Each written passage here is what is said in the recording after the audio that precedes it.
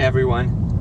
Today I was thinking about what got me into all of this user experience, coding, front end, all that stuff, interaction with machines. And something kind of fun happened when I was a kid. So in France, everybody got something called a Minitel, and a Minitel was some kind of terminal. Think about a little computer with just a text display, and you would type some kind of code on. Oh, there's a deer here. Okay, there's a bunch of them crossing the Santa Cruz Mountains. So you see all kind of cool stuff here.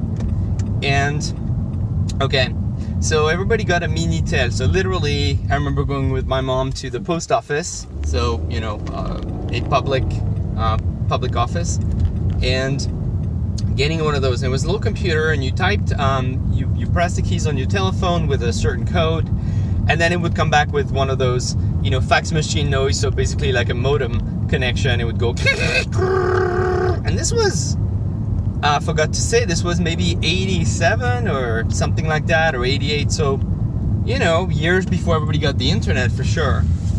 And so, anyway, this thing was really inspiring because you could get plane tickets and check out everybody's phone number on there, check out the weather, not unlike what we do today with our computers at the basic form. But it was something very simple with a bunch of forms. So what I did was I got a computer, my first computer. It was a Z80 8-bit based computer with 128K of RAM. It was called an Amstrad CPC. So folks in Europe might know what I'm talking about. Folks in the US, I don't know if it was out there. I don't think so. It was out here. And so it came with a book, a big book about this big and about this thick. And literally it taught you how to program in BASIC. How cool was that, right? The computer, no distraction except some games, I guess. And you could learn how to program. I don't remember exactly what it taught me, but I found myself writing essentially a chatbot. Something very simple that would say, "Hi, my name is Roy," I think, R-O-Y, which means R-O-I in French is king. And it just asks for questions like, what's your name and what's your age? And it would, depending on how old you said you were, so my friends were like 8 or 9, that was 8 or 9. And it would say, wow, that's really old, or that's really young, and something like that. So it did certain if-then, checking what the person typed and the variables and things. Looking back, I'm kind of amazed I did that. But what's interesting is, at the time, my favorite movie was Wargames.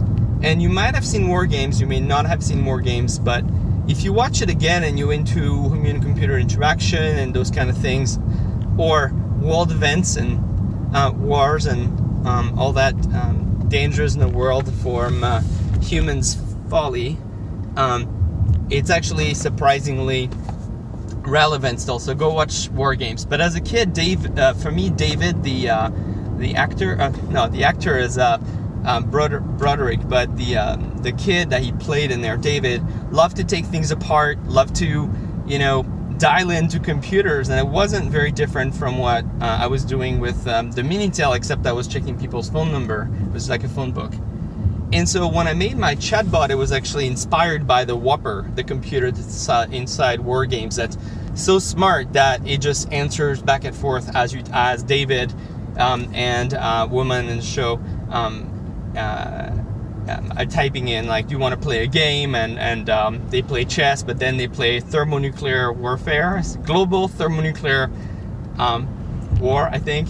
But in any case, it was interesting because that movie really got me into taking things apart and putting them back together, and then, I don't know, just kind of looking at things a little bit differently than just getting objects, and these objects make you a consumer. I really wanted to be a maker, and I wanted to have this Whopper computer that would talk to you. Something fun I did with that program, with a variant of that program, is, that goes back to the Minitel, is my friends would come over, and I had made a program that they could interact with, answer, what's your name and things like that. And it simulated a Minitel service where at the end of the game or the questionnaire, it would say, congratulations, you won a car. and it just happened to be a Renault 5, which in the US was called Le Car, which makes no sense because it's la voiture, which is feminine, and le is masculine.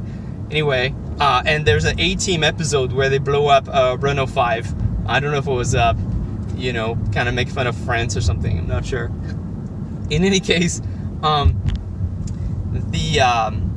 the thing would tell my friends, you want a car, and we were like 8 or 9 or something, so they totally believed it because it was common practice or common in our lives back then to have a Minitel, and there would be TV commercials to say you can win a house, or you can win a TV or something like that, or you can win a car.